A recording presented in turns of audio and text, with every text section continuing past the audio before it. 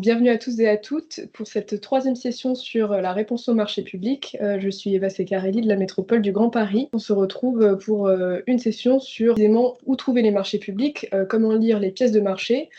Et ce webinaire s'inscrit dans la continuité du cycle que nous avons initié en début d'année. Nous avons vu dans un premier temps les grands principes juridiques de la commande publique.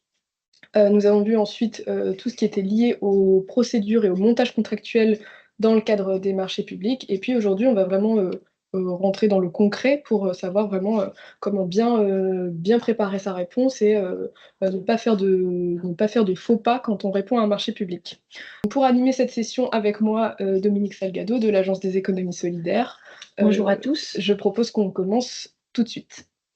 Dominique, est-ce que tu peux nous expliquer comment et où on va pouvoir trouver les marchés publics? Bonjour Eva, oui en effet, il y a deux méthodes en fait pour trouver les marchés publics qui vous permettent d'identifier les opportunités relatives aux marchés publics. Vous avez tout d'abord une première méthode qui est de se faire connaître des donneurs d'ordre afin qu'ils vous sollicitent eux-mêmes. Donc c'est important parce qu'être identifié sur le territoire par les acteurs publics, qu'ils soient directeurs métiers, services prescripteurs et l'USS, vous permettra d'intégrer leur panel de fournisseurs, ce qu'on appelle référencement, et ainsi d'avoir plus de chances d'être contacté lors d'un sourcing ou lors d'une demande de devis. Se faire connaître des donneurs d'ordre est le meilleur moyen d'être au courant des opportunités qui ne bénéficient pas, par exemple, de publicité, telles que les marchés de gré à gré, les procédures sans publicité ou sans mise en concurrence. Ce qu'on appelle sourcing dans les marchés publics, c'est la possibilité pour les acheteurs de vous solliciter afin d'obtenir soit un devis, comme je l'ai dit, pour les marchés sans publicité ni mise en concurrence, beaucoup les marchés de moins de 40 000 €, mais également de vous informer de la publication prochaine de marchés qui correspondent à votre secteur d'activité. Donc, cette démarche d'aller vers les donneurs d'ordre et d'être référencé pour l'acheteur, c'est important parce que ça lui permet et ça l'aide à la définition du besoin. Il va prendre en compte en effet la réalité de l'offre technique et économique qui existe sur sa catégorie d'achat. Ça lui permet d'identifier les fournisseurs et les solutions en amont de la consultation et surtout d'adapter l'achat en conséquence pour éviter un marché infructueux. Pour les candidats, ça vous permet d'échanger avec le client potentiel, de gagner en visibilité et de valoriser votre savoir-faire. Ça permet aussi de mieux comprendre l'organisation de la structure publique qui parfois sont un peu nébuleuses pour les acteurs, en particulier de l'ESS ou des TPE-PME. Il y a ensuite une deuxième méthode pour se faire connaître et pour mettre en place des opportunités économiques, c'est faire de la veille sur les marchés publics afin de répondre à des marchés sans sollicitation préalable du donneur d'ordre. Donc, être en veille sur les opportunités économiques, c'est faire d'une certaine manière de la prospection à des fins commerciales. La veille est l'un des meilleurs moyens pour identifier les marchés sur lesquels vous pourrez vous positionner seul ou en groupement. Donc, est-ce que tu as des conseils en particulier pour mettre en place une veille sur les marchés publics? Tout à fait. Il faut savoir que les acheteurs ont des obligations en matière de marché public, c'est de publier leurs marchés sur des plateformes. Ce sont des plateformes sécurisées qui vont accompagner aussi bien les acheteurs que les entreprises de la publication du marché jusqu'à la notification. Donc, ce qu'il faut, c'est identifier les meilleures plateformes et les sites spécialisés où on pourra faire de la veille. Il existe plusieurs plateformes, Maximilien, BOMP, etc. On réfléchit ensuite aux meilleurs mots-clés qui définissent aussi bien mon entreprise que l'activité économique de mon entreprise pour garantir des résultats de recherche qui correspondent vraiment à mon cœur de métier. Une fois que j'ai identifié ces mots-clés, je m'inscris sur les sites que j'ai identifiés et je configure mes premières alertes. Ce qui va permettre en fait de recevoir directement, à vous de choisir le rythme, de recevoir donc directement dans ma boîte mail tous les marchés qui correspondent donc à mon positionnement commercial. Lorsqu'on reçoit donc ces marchés, on s'identifie pour télécharger le dossier de consultation et pour être destinataire ensuite tout au long de la procédure des questions et des réponses et des communications avec les donneurs d'ordre. C'est clair. Et donc, quel bénéfice on peut tirer en fait de cette veille sur les marchés publics? Alors, cette veille professionnelle permet de se former et de s'informer sur des sujets qui sont définis, les technologies, les lois ou encore les tendances de marché. Cette veille va vous permettre d'anticiper les évolutions de votre secteur d'activité, de vous servir pour alimenter éventuellement votre projet et vous permettre d'identifier les opportunités économiques. Très clair, très bien. Est-ce que tu pourrais nous détailler un petit peu les outils et les plateformes qui sont utilisées par les acheteurs publics et également pour mettre en place une veille sur les marchés? Oui, alors il existe plusieurs plateformes. Il y a les plateformes officielles. On a évoqué Maximilien. Maximilien est le portail des marchés publics franciliens, utilisé par une majorité de collectivités, même si certaines ne l'utilisent pas. Vous avez également la plateforme Place. Place est la plateforme des achats de l'État. Donc, tous les achats de l'État des ministères, des établissements publics sont obligatoirement publiés sur Place. Vous avez également une autre plateforme très utilisée par les collectivités qui est AWS. Vous avez achatpublic.com et e-marché public. Donc, ces plateformes officielles, ce sont des plateformes en fait qui sont déjà gratuites et sur lesquelles vous trouverez tous les dossiers de consultation. Et puis à côté, vous avez le site du BOMP. Alors le BOMP, il faut savoir que pour tous les marchés supérieurs à 90 000 €, les acheteurs ont l'obligation de publier une publicité. Donc le BOMP, c'est le bulletin officiel des annonces des marchés publics. Vous allez y trouver des publicités de marché, mais pas les cahiers des charges. Ce ne sont pas des plateformes où vous allez télécharger le cahier des charges ou répondre. C'est uniquement des publicités et à l'intérieur de la publicité, vous trouverez et vous serez redirigé vers la plateforme utilisée par l'acheteur qui a publié le marché public. BOANP, juste pour donner l'acronyme, c'est le bulletin officiel des annonces des marchés publics, c'est ça? Tout à fait. Très clair. Qui est utilisé obligatoirement à partir de 90 000 €. Ok. Donc, c'est aussi une bonne veille puisque vous allez recevoir en fait toutes les publicités également. Et puis, vous avez des agrégateurs gratuits comme francemarché.com, la centrale des marchés, marchéonline.com. Donc, ils sont également des sites très utilisés par les collectivités. Et puis, vous avez ce qu'on appelle également des agrégateurs payants. En fait, ce sont des sociétés, en particulier Vector Plus et Double Trade, où vous pouvez souscrire un abonnement et ils feront de la veille à votre place. Si vous n'avez pas le temps de faire de la veille ou de regarder chaque semaine l'ensemble des marchés, ces deux plateformes feront la veille à votre place. C'est clair.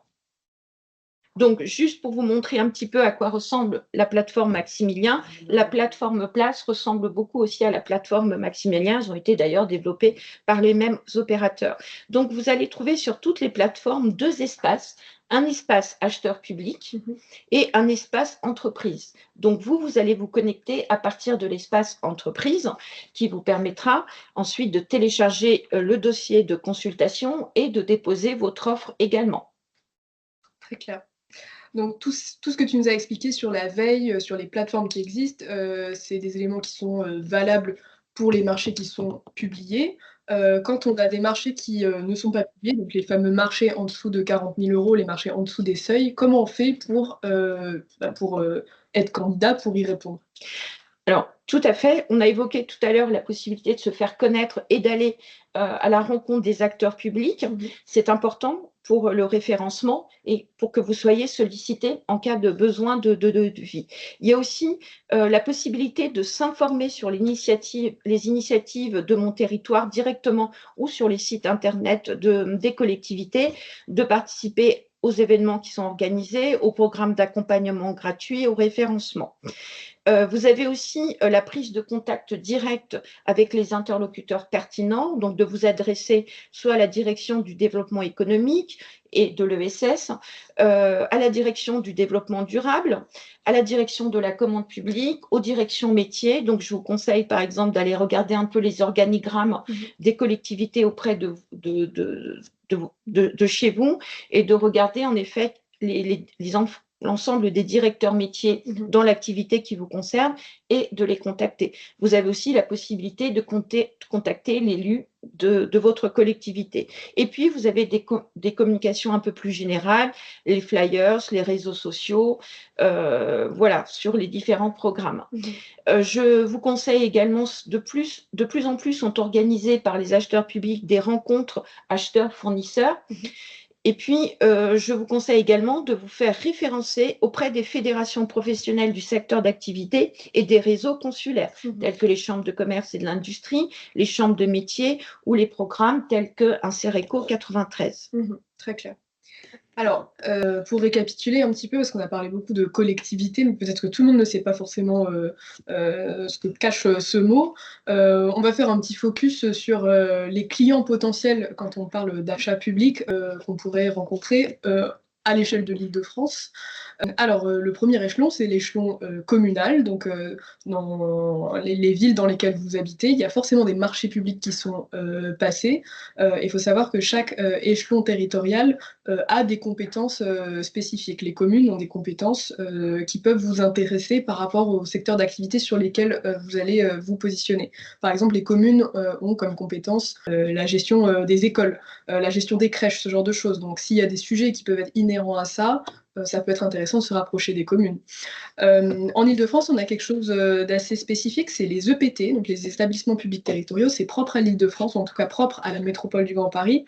On a une organisation territoriale avec déjà des intercommunalités, un premier échelon local. Donc on va retrouver Est Ensemble, Boucle Nord de Seine, Paris Terre d'Envol. Ici, on est à Vallée-Sud Grand Paris, par exemple. On est dans les locaux de la Trésor à Malakoff. On va retrouver Grand Orly Seine-Bièvre, je ne vais pas tous les citer. Et puis l'échelon au-dessus des EPT, bon, on l'a pas mis, mais il y a la métropole quand même, puisque la métropole couvre tout le territoire des établissements publics territoriaux, plus Paris. C'est 131 communes. Et l'échelon encore au-dessus, c'est l'échelon départemental. Donc la Seine-Saint-Denis, les Hauts-de-Seine, etc., etc. Et puis vous voyez qu'on a également mis Paris dans les départements, mais on aurait pu le mettre dans les communes, puisque Paris a un statut très particulier. Ils sont à la fois département et communes, donc ils ont les compétences de l'un et de l'autre. Et puis enfin, au niveau des collectivités territoriales, le dernier échelon, ça va être l'échelon régional, la région Île-de-France. En plus des collectivités territoriales, on va retrouver d'autres acteurs publics qui publient des marchés publics qui peuvent vous intéresser aussi, comme, je sais pas, le Louvre par exemple, Sorbonne Université, etc., etc. Voilà, tout à fait. Alors, je rajouterais par rapport en fait à ces différentes structures, et on oublie souvent que les collectivités ont souvent des sociétés mixtes, ce qu'on appelle SEM, qui leur sont rattachées. En fait, elles créent des sociétés mixtes pour gérer en particulier des opérations d'aménagement, principalement, mais aussi de l'action sociale, de l'alimentation. Ce sont des entreprises publiques locales, c'est-à-dire que le président de la société d'économie mixte va être le maire de la collectivité. C'est de l'intercommunalité aussi actionnaire sur le territoire de la Petite Couronne. Et donc, ce sont des opportunités importantes pour les marchés publics. Vous avez également les bailleurs sociaux et les offices publics de l'habitat. Ce sont des établissements publics locaux à caractère industriel et commercial qui ont pour vocation de gérer le parc de l'habitat et des habitats sociaux. Donc, vous allez trouver beaucoup de marchés concerne la gestion, la maintenance, les travaux, les achats relatifs donc à cette gestion des OPH. Ils sont, comme les sociétés d'économie mixte, rattachés à une collectivité locale ou à un établissement public local. Donc, on peut citer Pleine Commune Développement, Paris Habitat, Est Ensemble Habitat, Pleine Commune Habitat, Rungis Marché International. Donc, voilà, vous avez également tous ces bailleurs et toutes ces sociétés qui sont des opportunités importantes pour vous au niveau de marché public. Vous avez aussi, alors en sortant un petit peu du côté collectivité, il est important donc de se faire connaître également et d'adhérer au club des entreprises de votre territoire. Il en existe plusieurs, donc on va citer celle du territoire de la Pleine Commune, qui est Pleine Commune Promotion. C'est une association partenariale d'entreprises. Il y a environ 300 adhérents et ça va vous permettre de recevoir des newsletters, une veille sur les marchés publics. Ça vous permet aussi de participer à des événements. Et donc, cette structure Pleine Commune Promotion a pour objectif de valoriser les entreprises locales, de favoriser les échanges, les connexions, les partenariats et de développer les atouts d'une économie de territoire. Vous avez également le Club B, Entreprise Est Ensemble. Donc, cette structure a été créée par Est Ensemble et les entrepreneurs engagés du territoire. Elle favorise la mise en relation avec le développement commercial entre les secteurs économiques. Donc, ça vous permet, par exemple, de trouver éventuellement un partenaire si vous voulez faire un groupement de commandes ou une sous-traitance. Ça vous permet de participer à des événements thématiques réguliers, par exemple la journée des portes ouvertes de la commande publique d'Est Ensemble, et vous avez l'animation d'un réseau collaboratif qui est réservé à ses membres, donc il y a environ 100 adhérents. L'objectif de Club B est de favoriser les synergies pour les entreprises comme pour le territoire, d'être informé en premier lieu et en première ligne des projets du territoire, de promouvoir l'image des entreprises du territoire et de pouvoir bénéficier d'un accompagnement thématique. Et puis, sur le territoire d'Est Ensemble toujours, qui est un territoire assez dynamique, il y a un programme qui a été développé, qui est le programme Ellipse. C'est un programme d'accès à la commande publique pour les TPE-PME. Donc, il a pour objectif, ce programme, de valoriser les atouts locaux, de dynamiser le tissu économique par la création d'emplois locaux, grâce à la structuration et à la promotion de nouvelles filières et d'activités, mais également de limiter l'impact environnemental en s'appuyant sur les ressources locales. Donc, grâce à ce programme, vous allez pouvoir bénéficier d'accompagnement des entreprises, des formations par exemple au marché public comme celles que l'on fait aujourd'hui. C'est un programme qui permet également de fédérer et de structurer une communauté d'acheteurs publics locaux avec un sourcing auprès des entreprises locales et des partages de pratiques entre les différentes collectivités et de renforcer les liens entre les entreprises et les acheteurs. Très clair. Ce qui est intéressant en fait sur ces initiatives et notamment sur les clubs d'entreprise, c'est un bon moyen de se faire connaître des collectivités parce que il y a souvent un soutien ou une implication des EPT, des collectivités, donc ça permet aussi de rencontrer du monde. Tout à fait. Alors, je propose qu'on passe à la partie un peu plus concrète sur ce webinaire. Est-ce que tu pourrais nous expliquer, Dominique, comment bien lire les pièces de marché? Oui, alors lire les pièces de marché, en fait, il faut d'abord comprendre de quoi on parle. Les pièces de marché sont regroupées dans ce qu'on appelle un dossier de consultation, DCE. Donc, le dossier de consultation des entreprises, il va contenir tous les documents utiles pour connaître le besoin de l'acheteur et pour mieux identifier la manière dont vous allez répondre. Le DCE, en fait, lorsque vous allez lire les différents documents, et on va le voir, va vous permettre de déterminer si on participe ou non à la procédure, donc cette décision de go, no go, qui résulte de l'étude de 3 principales pièces du DCE, qui sont le règlement de consultation, le cahier des clauses techniques, CCTP, le cahier des clauses administratives, qui est un pré-contrat. Donc, le cahier des clauses administratives, en fait, ce sont toutes les dispositions juridiques du contrat. Le cahier des clauses techniques, eh bien, c'est la description du besoin de l'acheteur. Et le règlement de la consultation, on va le voir, sont les règles du jeu. Vous allez trouver également d'autres pièces, toutes les pièces financières dans ce dossier de consultation. Vous allez trouver, par exemple, éventuellement un cadre de réponse. Qui n'est pas obligatoire. Qui n'est pas obligatoire, mais que l'on conseille de plus en plus aux collectivités. Voilà, vous allez rencontrer l'ensemble de ces pièces. Donc, dans un premier temps, on est sur le portail acheteur et donc on consulte donc la publicité, la PPCP. Donc, on identifie dès la lecture de cette publicité tout de suite l'objet de marché. Est-ce qu'il correspond à mon activité ou est-ce qu'il correspond que partiellement?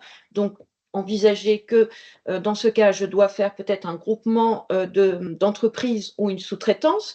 On regarde la date de remise des plis. Ai-je le temps de produire une candidature et une offre qui sont solides? On regarde la procédure utilisée. Donc, ce qu'on appelle MAPA, appel d'offres ouvert, donc marché à procédure adaptée.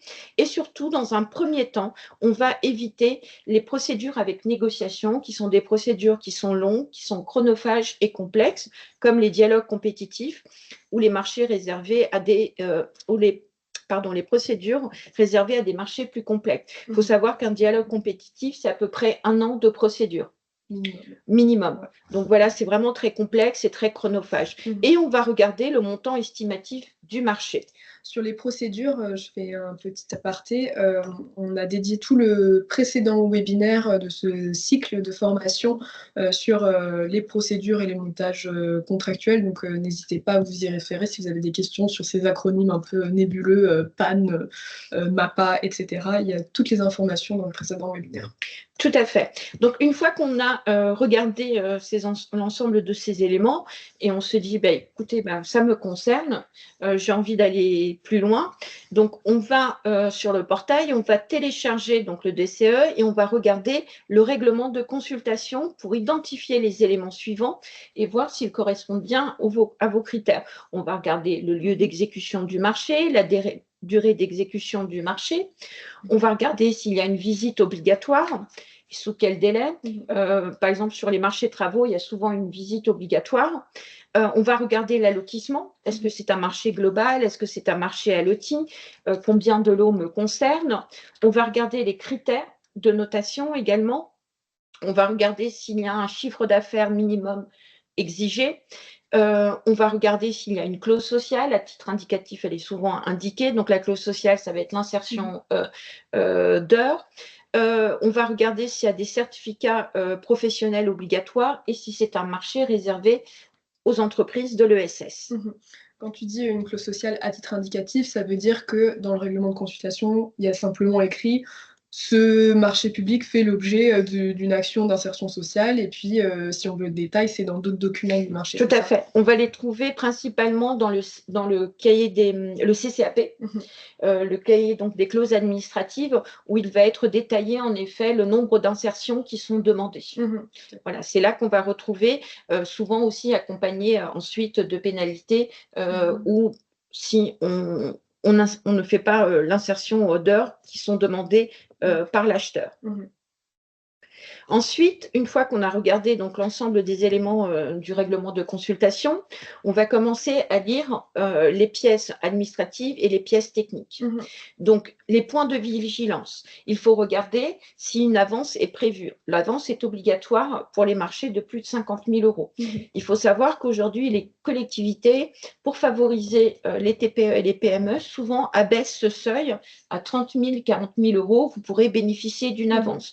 Donc, regardez le montant de l'avance, si elle est 30%, 40%, 50%. C'est important si vous êtes, par exemple, dans des marchés, je prends l'exemple de marché de travaux, où vous avez un investissement, par exemple, sur l'achat du matériel avant de commencer la prestation. Donc, l'avance est essentielle. Vous allez regarder également les modalités de paiement. Est-ce qu'il y a des paiements mensuels ou trimestriels? La règle, auparavant, c'était des paiements trimestriels. Aujourd'hui, toujours pour favoriser en fait les TPE, les PME et les entreprises de l'ESS, les collectivités, enfin les acheteurs publics introduisent de plus en plus des paiements mensuels, voilà, pour permettre aux entreprises de ne pas avoir de problème de trésorerie et d'exécution.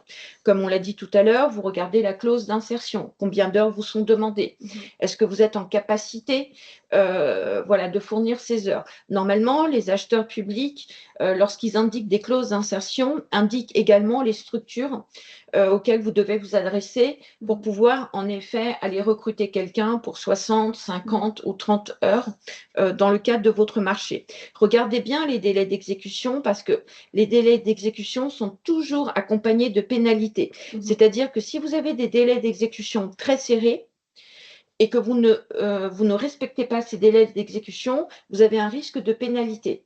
Donc, les délais d'exécution sont importants, surtout si vous êtes une petite structure. Donc, pensez bien que si vous êtes une petite structure, il peut vous arriver, bien quelqu'un est malade, vous avez une démission, regardez le montant des pénalités.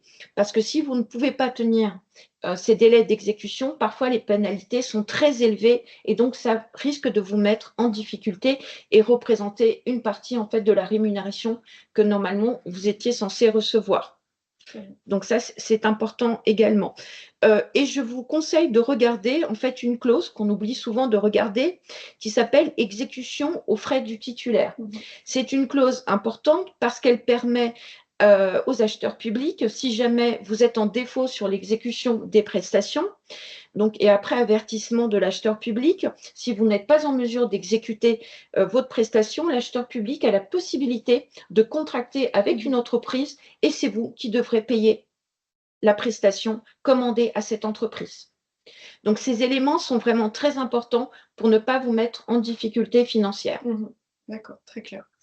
Donc, là, tu nous as un petit peu décrit les éléments principaux en première lecture quand on télécharge un DCE. Tu as pas mal parlé du règlement de consultation. Est-ce que tu peux nous donner un peu des détails sur ce document? Oui, alors le règlement de consultation, c'est un peu les règles du jeu de la procédure. C'est un petit peu à quelle sauce vous allez être mangé pendant cette procédure et comment elle va se dérouler. Donc, on va y trouver à minima les informations suivantes. Donc, comme dans l'avis de publicité, la date de remise des offres, le type de procédure, mais également où doivent être envoyés les plis, les modalités de réponse en groupement, en sous-traitance ou en candidat individuel. Le rappel des critères de jugement, ça peut être aussi des critères de jugement quand on est sur des procédures restreintes, offres et candidatures. Et vous allez trouver toute la liste des pièces nécessaires que vous devrez fournir au stade de la candidature et de l'offre. Très clair. Alors, je vais faire un petit focus sur les critères d'analyse des offres et qui représentent ce sur quoi on est jugé. Donc, les critères d'analyse des offres sont des éléments de base qui vont servir à analyser les offres et à comparer les offres. Elles sont annoncées dans l'avis d'appel public à la concurrence, dans le règlement de consultation ou des fois dans des lettres de consultation pour les marchés très simples. Donc, ces critères, le Code de la commande publique en dresse une liste indicative mais non exhaustive. Il laisse la possibilité à l'acheteur de prendre en compte d'autres critères qui sont plus adaptés à l'objet du marché. Les critères doivent être objectifs, opérationnels et non discriminatoires pour respecter les grands principes de la commande publique, égalité de traitement, transparence et concurrence. Et surtout, ils doivent être liés à l'objet du marché. C'est un point qui est fondamental, on ne peut pas y déroger en tant qu'acheteur public. Par exemple, je ne peux pas évaluer une structure en disant c'est quoi sa politique RSE générale. Ça, c'est pas possible de faire. Tout à fait. Non. D'ailleurs, plusieurs contentieux ont été faits dans le cadre justement de critères qui n'étaient pas en lien avec l'objet du marché. Et donc, les candidats, souvent, vont au contentieux pour dire, voilà, les critères ne sont pas objectifs, ne sont pas opérationnels et ne sont pas non discriminatoires. Donc, c'est essentiel, en effet, et le juge est très dur là-dessus, qu'il soit lié à l'objet du marché. Il y aura toujours un critère prix. Donc ça, c'est forcément utilisé puisqu'on sait que le principe, c'est l'offre économiquement la plus avantageuse qui sera retenue. Ça ne veut pas dire forcément la moins chère, ça veut dire on va pondérer entre la valeur technique et le critère prix qui peut être de 50, de 30 ou de 40 en fonction de l'objet du marché également. Mais c'est important que ce soit objectif et non discriminatoire. On est d'accord que le critère prix, les pratiques ont quand même aussi tendance à évoluer par rapport à ça. Avant, on était peut-être plus dans des doctrines de on choisit l'offre la moins disante, la moins chère. Aujourd'hui, c'est plus du tout le cas. Non, aujourd'hui, avec toutes les réglementations en matière de développement durable, on prend en compte pour un critère qui soit en fait qui prenne en compte le cycle de vie. Un critère économiquement avantageux n'est plus le prix le moins cher tout de suite, mais le prix qui, à long terme, sera le moins cher. Parce que sur, par exemple, de la fourniture, on va avoir des produits ou en informatique, voilà, où il n'y en aura pas d'obsolescence programmée, qui vont durer plus longtemps, que l'on pourra recycler. Et donc, c'est aussi un gain économique. Et aujourd'hui, c'est ça qui est pris en considération. On a de moins en moins de marchés où le prix représente 50-60%. Très clair. Alors, tu as mentionné en introduction tout à l'heure les notions de candidature et d'offre. Est-ce que tu peux nous expliquer s'il y a une différence entre ces deux éléments? Oui, les pièces demandées ne sont pas les mêmes. Alors, ça va être important si on est dans les procédures restreintes, donc on avait évoqué lors de webinaires précédents, c'est-à-dire que dans le cadre d'une procédure restreinte, l'acheteur public va d'abord demander en fait un dossier de candidature pour évaluer si le candidat possède bien toutes les capacités pour mener à bien le marché. Donc, les candidatures demandent de compiler plutôt des informations administratives existantes, chiffres d'affaires et autres, on va le voir, mais ça permet dans un premier temps, voilà, de sélectionner parmi l'ensemble des candidats, 3-5 candidats, et auxquels on va adresser ensuite la définition des besoins, et seuls ces candidats pourront répondre. Donc, à ce titre, oui, il y a une différence entre dossier de candidature et dossier d'offre. Quand on est dans une procédure classique, il n'y a pas de... Il n'y a pas de phase différente. Ouais, il n'y a pas de phase différente. Pendant longtemps, on avait même abandonné la séparation de constituer un dossier de candidature et un dossier d'offre. Et puis, en fait, dans la pratique, c'est plus difficile à analyser pour l'acheteur public et c'est aussi plus compliqué pour les candidats puisqu'on se retrouve avec des dossiers avec les pièces administratives qui sont mélangées avec les mémoires techniques. Donc, je vous conseille de toute façon de maintenir cette pratique, de faire un dossier candidature où vous allez en effet renseigner tous les documents administratifs et de faire un dossier offre. Et le dossier offre, c'est celui où vous allez en fait mettre votre mémoire technique et les pièces financières à minima. C'est plus facile à analyser aussi pour l'acheteur public et pour vous également, ça vous permet de ne pas oublier de pièces principales. Pour que tout le monde comprenne bien aussi, je pense que c'est important de dire que dans l'analyse offre candidature, en fait, c'est pas toujours les mêmes acteurs qui interviennent non plus. En fait, sur la partie candidature, ça va plutôt être les directions de commande publique, donc les acheteurs, les juristes. Et puis sur la partie offre, il y a en fait les directions métiers qui sont impliquées parce qu'il y a une compréhension technique du besoin qui est nécessaire à ce niveau-là. Tout à fait. Le dossier de candidature, comme en fait il y a déjà toutes les pièces administratives, attestation URSSAF, on va le détailler, en effet va être analysé par le service commande publique. Par contre, le dossier offre, donc la réponse à la définition du besoin, et la définition du besoin est rédigée en effet par les directions métiers, puisque c'est elles qui ont cette connaissance, va être analysée par la direction métier. Très bien. Merci beaucoup, Dominique. Je propose qu'on rentre sur la partie vraiment répondre au marché. Comment on prépare une réponse à un marché public? Donc, on va déjà voir comment constituer son dossier de candidature. Donc, le dossier de candidature, comme je vous disais, on va vérifier les capacités économiques et financières des entreprises. Donc, l'acheteur ne peut demander que des renseignements et des documents qui figurent d'ailleurs sur une liste qui est fixée dans la réglementation. Donc, il va demander des documents qui concernent donc la capacité économique et financière des candidats. Ça va être la déclaration concernant le chiffre d'affaires du candidat, chiffre d'affaires global. Et souvent, ce qui est demandé, c'est le chiffre d'affaires sur le domaine d'activité du marché. Donc, en fait, ça consiste à voir si vous êtes vraiment spécialiste du secteur économique et d'activité qui est demandé, ou si ça constitue seulement une toute petite part de vos activités. En général, on demande les 3 derniers exercices au maximum.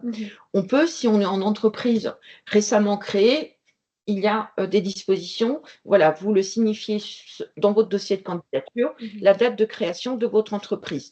Donc, on va vous demander souvent les bilans des 3 dernières années. Et puis, on va vous demander, comme je vous l'ai dit tout à l'heure, toutes les attestations URSSAF, voilà, les attestations également d'assurance, voilà, tous les documents obligatoires et nécessaires. Le chiffre d'affaires, donc là, on va rentrer juste sur le chiffre d'affaires.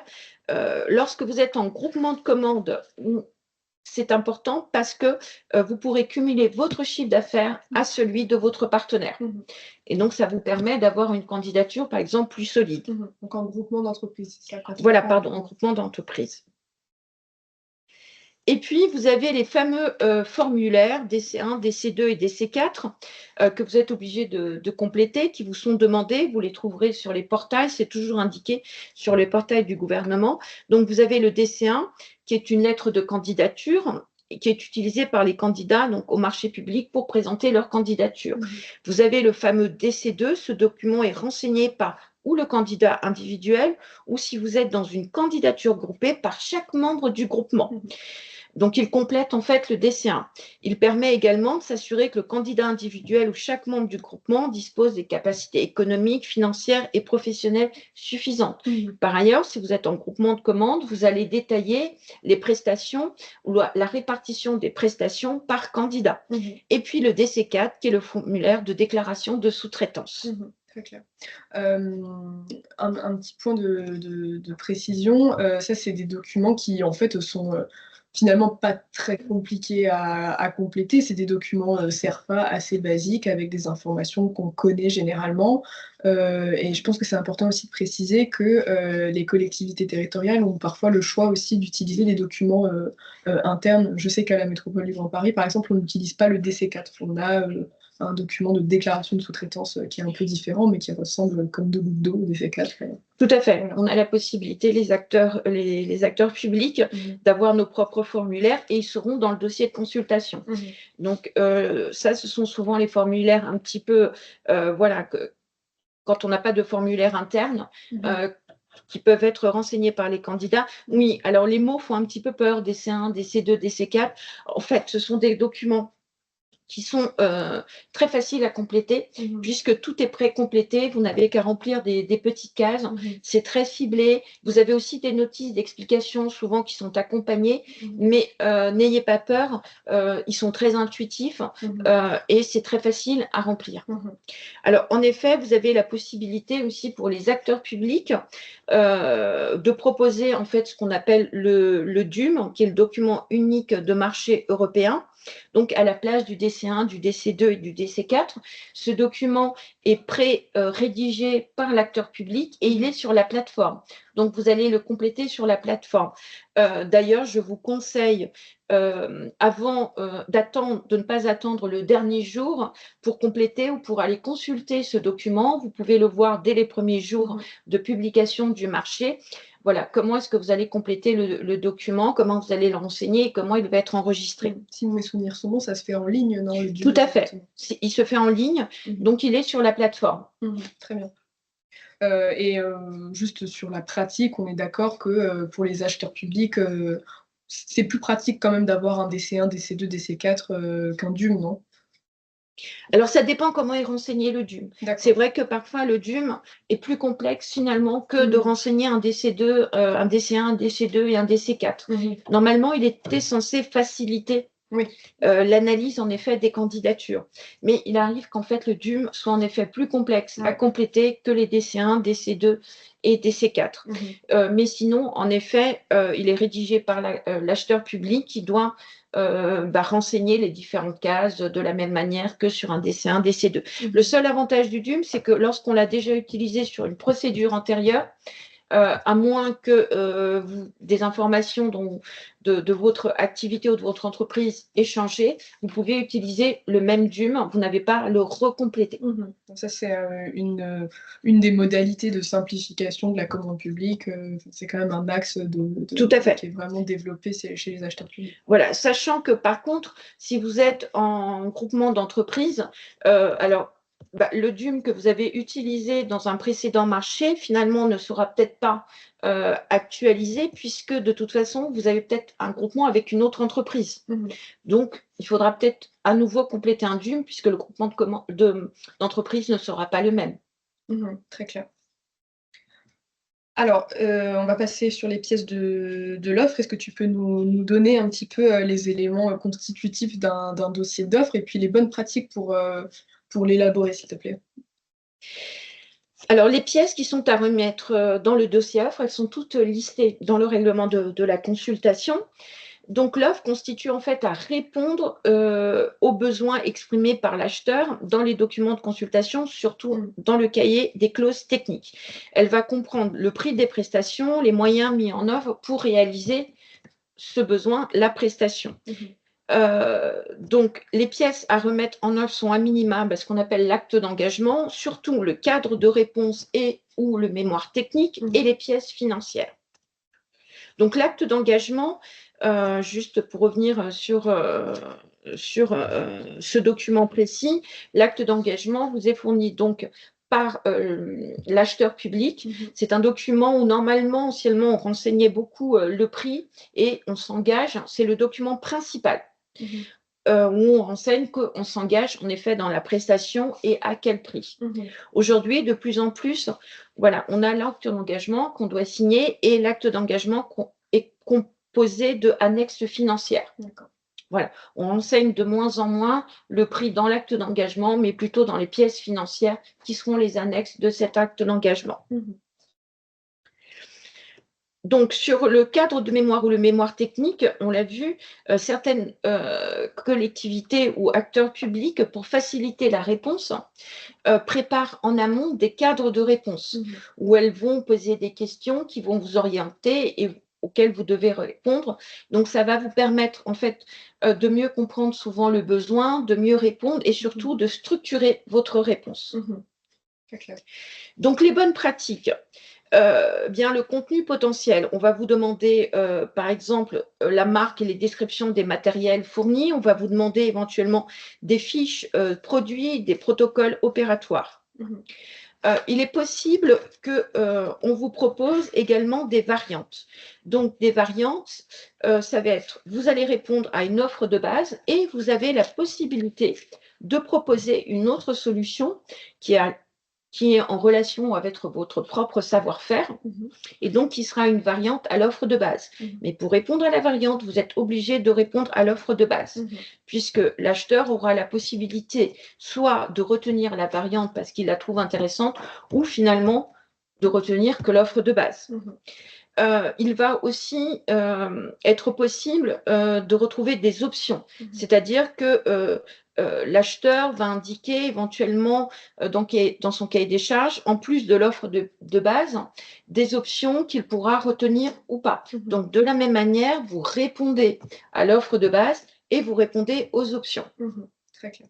Ce qui est important aussi à souligner sur les variantes, quand vous proposez une variante, l'idée c'est quand même de répondre toujours aux besoins de l'acheteur, bien sûr. Donc il faut s'en tenir quand même au cahier des charges, savoir quelle est la finalité. On ne peut pas proposer quelque chose, un projet qui soit complètement différent. Non, tout à fait. La variante, ça va être par exemple peut-être un procédé de fabrication qui vous est propre, mais en effet, procédé de fabrication, mais ce que vous allez fournir doit correspondre en effet aux besoins de l'acheteur. C'est peut-être voilà, juste des petites variantes comme ça qui sont relatives à votre propre savoir-faire. On voit beaucoup par exemple cela dans l'économie circulaire, où souvent en effet dans l'upcycling, dans le recyclage, chaque entreprise a souvent développé une méthode un peu différente. Tout à fait. C'est aussi très utilisé dans les achats innovants qui sont Tout à encore fait. pas très exploités par les acheteurs publics, mais ça va venir petit à petit, je pense. Et c'est une possibilité pour introduire de l'innovation, en fait. Complètement.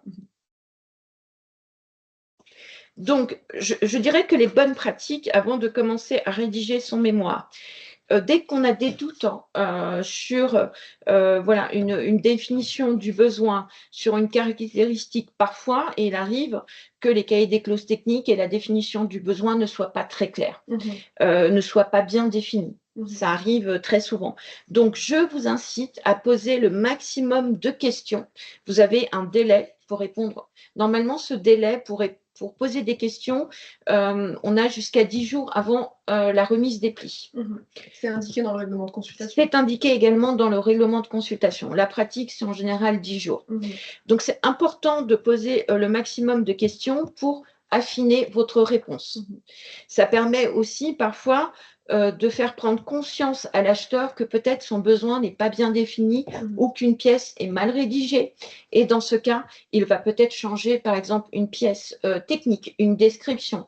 Peut-être qu'une pièce financière, on va le voir, est mal détaillée.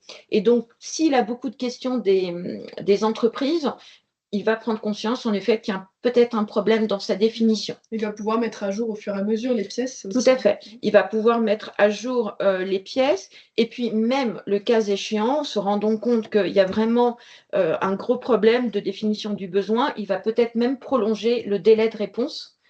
Voilà. Ce qui est important aussi, c'est qu'en fait, quand vous posez une question, cette question sera transmise à l'ensemble des entreprises qui ont téléchargé le dossier de consultation. En s'identifiant. Voilà. Et l'ensemble des entreprises va recevoir les réponses. Donc, vous allez recevoir toutes les questions et toutes les réponses aussi des autres entreprises. Donc, ça, c'est dans le respect des grands principes de la commande publique. Donc, pour rédiger votre mémoire, je vous conseille de personnaliser au maximum la réponse. L'acheteur public voit quand c'est du copier-coller et n'aime pas ça. L'acheteur public n'aime pas les réponses généralistes. Il aime vraiment les réponses au maximum personnalisées. Souvent d'ailleurs, il rédige un contexte dans lequel est exprimé ce besoin. Donc je vous conseille de bien lire ce contexte et de le mettre en valeur dans votre réponse.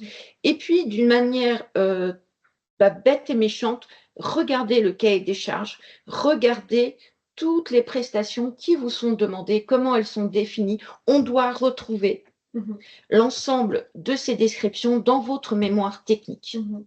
Très clair.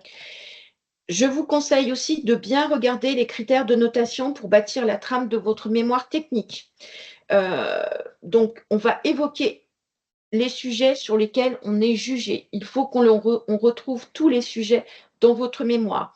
Par exemple, il peut vous être demandé dans les critères de notation les délais d'exécution. Donc, vous devrez fournir un calendrier, les CV qui vous sont demandés, les compétences qui vous sont demandées sur de la fourniture, les fiches techniques de vos produits, sur des travaux, les procédés, les équipes que vous allez mettre en œuvre. C'est très important. Mais surtout, attention au catalogue. Il s'agit de bien répondre aux besoins de l'acheteur et non pas de faire un inventaire de tous vos savoir-faire ou de tous les produits que vous vendez. Petit 1, ça va être plus difficile lors de l'analyse parce que l'acheteur devra aller chercher au milieu un peu du fouillis de votre catalogue ce qui correspond à son besoin. Donc, ce n'est pas à votre avantage de produire l'ensemble de vos savoir-faire. C'est une copie que l'on doit rendre. La copie doit coller aux besoins de l'acheteur. On n'est pas dans une phase de prospection commerciale où on pourrait s'intéresser à tout et n'importe quoi. Il faut vraiment coller au plus proche du cahier des charges. Tout à fait. Juste une bonne pratique pour vous expliquer comment sont analysées les offres. En fait, les offres, en général, qu'est-ce qu'on fait? On a un énorme tableau Excel. On renseigne l'ensemble des entreprises et l'ensemble des critères. Ensuite, on prend le mémoire technique, on prend le cahier des charges, on regarde si dans le cahier des charges, on retrouve toute la description et tout le besoin. Et ensuite, on va mettre une note. C'est-à-dire que pour avoir la note maximale, il faut répondre à tous les besoins qui sont exprimés dans le cahier des charges. Dès qu'un besoin n'est pas coché, la note, vous allez perdre des points. Tout à fait. Donc, ça permet aussi de comparer de manière objective l'ensemble des offres. Et les critères, on est d'accord qu'ils peuvent aussi parfois servir à permettre à des structures de se différencier par rapport à d'autres. Quand dans les exigences techniques, on va demander quelque chose, c'est vraiment c'est le minimum syndical qu'il faut faire. Et puis Tout à le fait. critère derrière, il permet éventuellement d'aller encore plus loin et de valoriser les entreprises qui vont encore plus loin. Je sais pas, Exactement. je pense par exemple je sais pas, sur des solutions logistiques, de dire on va choisir les solutions les moins polluantes. Le critère, il peut nous permettre d'affiner encore plus. Évidemment, si vous avez en effet un produit qui est de grande qualité par rapport au minimum qui est demandé, si ce produit colle déjà à la définition de base, mais qu'en plus il est de grande qualité, vous allez obtenir une grande note. Je pense par exemple au marché de prestations de services ou de prestations intellectuelles. Souvent, on vous donne une idée des profils qu'on attend, qu'on appelle souvent l'équipe dédiée au marché. Si vous proposez le minimum de profils, 2 ou 3, et que quelqu'un à côté va proposer ou va mobiliser plus de personnes sur le marché, plus de compétences, etc., une meilleure répartition voilà, des prestations au sein de l'équipe, obtiendra plus de points. Très clair. Je pense qu'on peut passer à la partie financière. Est-ce que tu peux nous expliquer comment compléter les annexes financières? Tout à fait. Donc, en fait, il existe 3 types d'annexes financières. Donc, parfois, voilà, avec des noms Un peu farfelus, un que peu personne ne farfelus, comprend. voilà, que personne ne comprend. Donc, en fait, en fonction de la nature de la prestation, forcément, les pièces financières ne seront pas les mêmes. On va avoir d'abord ce qu'on appelle DPGF, la décomposition du prix global et forfaitaire. On aura sinon un BPU, un bordereau des prix unitaires, et le DQE, le détail quantitatif estimatif. Donc, la DPGF, donc la décomposition du prix global et forfaitaire, est souvent utilisée pour les marchés de travaux et pour les marchés de prestations. Elle suit la trame du CCTP. Elle est l'équivalent chiffré, c'est-à-dire que dans le CCTP, vous allez avoir des missions, des prestations, et on les retrouvera dans la DPGF. Comme son nom l'indique, donc, elle est utilisée dans les marchés forfaitaires. Le prestataire est rémunéré pour réaliser une prestation, quelles que soient les quantités nécessaires à cette réalisation. Elle sert principalement donc au stade de l'analyse des offres et en cours d'exécution du marché.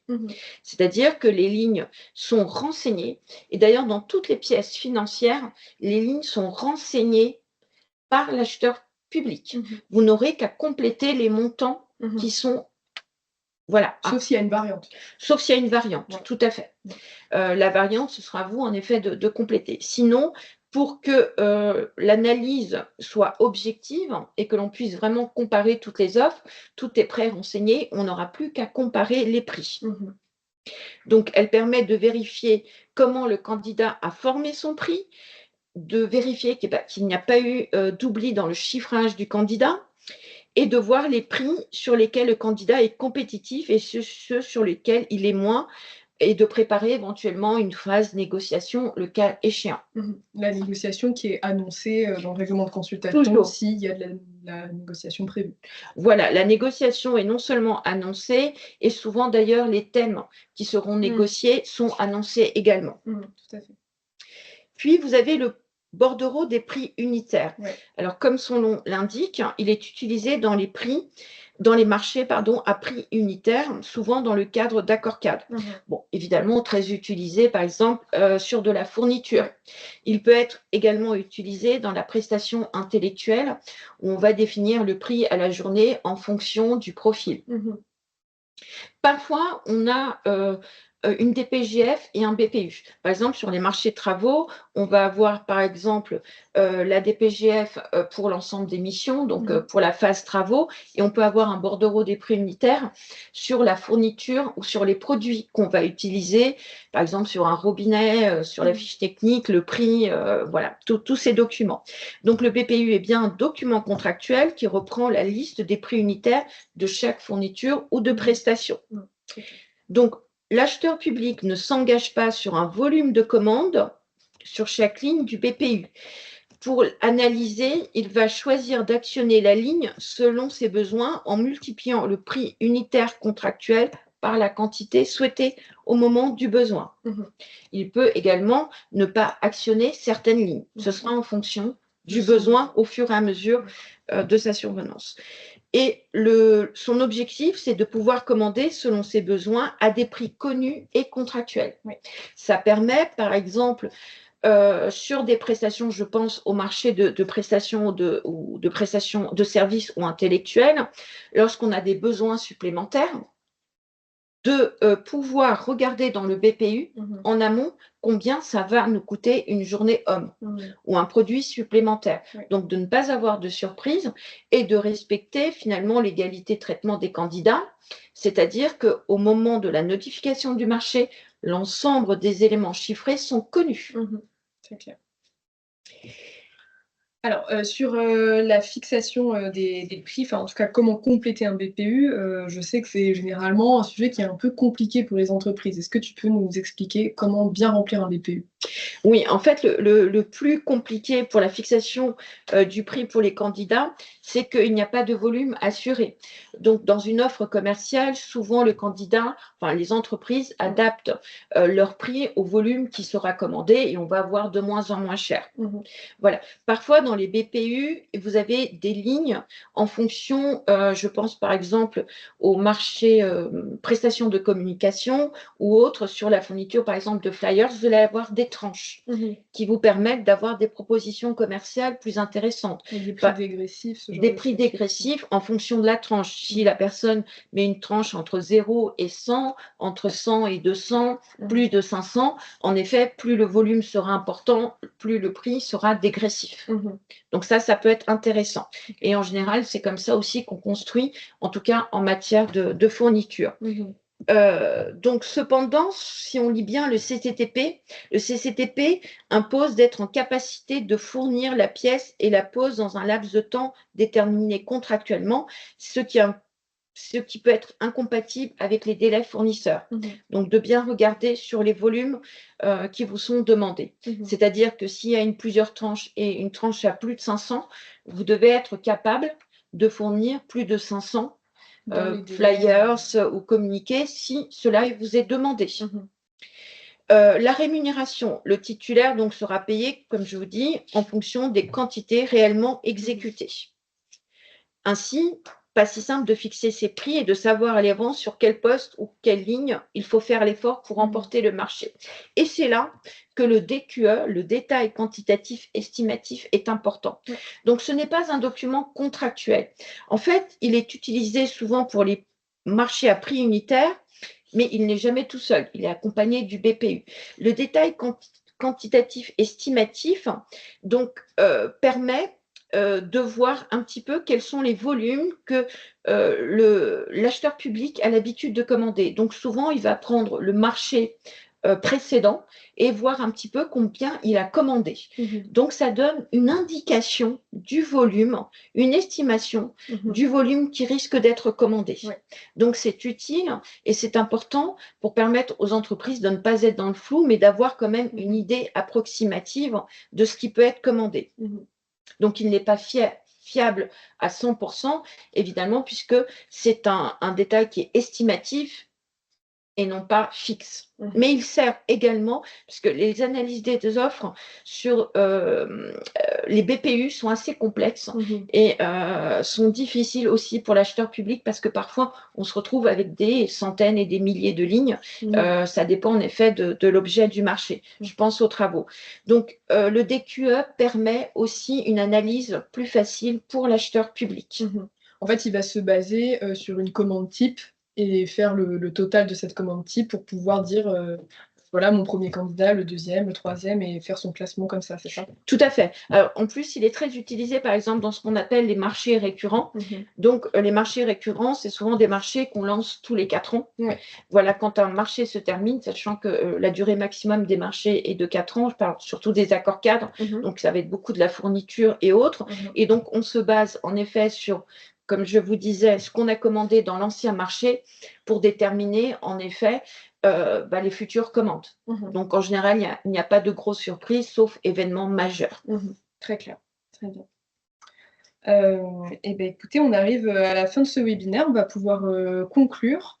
Donc s'il y avait 5 points qu'on pourrait retenir pour bien répondre à un marché public, c'est vraiment de répondre à un besoin. On n'est pas dans une négociation commerciale classique, donc il va bien falloir se tenir aux documents qui sont fournis. C'est vraiment la base pour bien répondre à un marché public, et notamment de s'aider du RC, le règlement de consultation, pour faire par exemple une checklist de l'ensemble des documents demandés. Donc vous allez avoir dans le règlement de consultation tous les éléments que vous allez devoir fournir faire, vous avez qu'à imprimer votre règlement de consultation et puis dès que vous avez bien, stocké, le document qui est demandé, vous le checkez et puis ça vous permet de vous assurer que rien ne manque.